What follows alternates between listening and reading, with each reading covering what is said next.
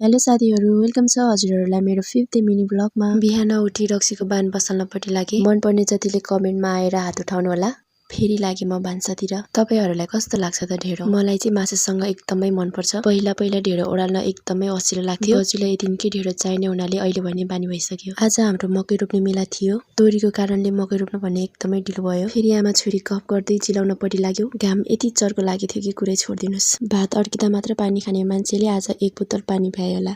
यो दुईटा girlfriend boyfriend सँगै हिँडेको देखेर मलाई भने मेरो बुढाको याद आयो। खुसीले आइपुगे है त साथीहरु। घरको केरा घरमै गवाएर दिदीले यति धेरै केरा बोकेर ल्याइदिनु भएछ। मलाई फेरि एकदमै मन पर्ने। यो हाम्रो नक्कली यति बाटी छ कि खानेकुरा देख्यो भने टाँसिन आइहाल्छ। छोरी फेरि यति दानी छ कि आफू नखाई अरूलाई दिन्छ। गोरे नक्कली भएकै कारणले झन् घर पनि रमाइलो लाग्छ। छोरीको झन् एकदम मिल्ने साथी। उसलाई एकछिन नदेखि बस्नै सक्दैन। मिनी ब्लग हेरिरहनु भएको छ नि साथीहरु, नहेरे नि हेर्नै पर्यो साथीहरु। के कस्तो लाग्छ कमेन्ट गर्न नभुल्नु होला। माया दिनु होला। उही तपाईहरुको रसिली हसिली सिलाग्रुङ। Bye bye.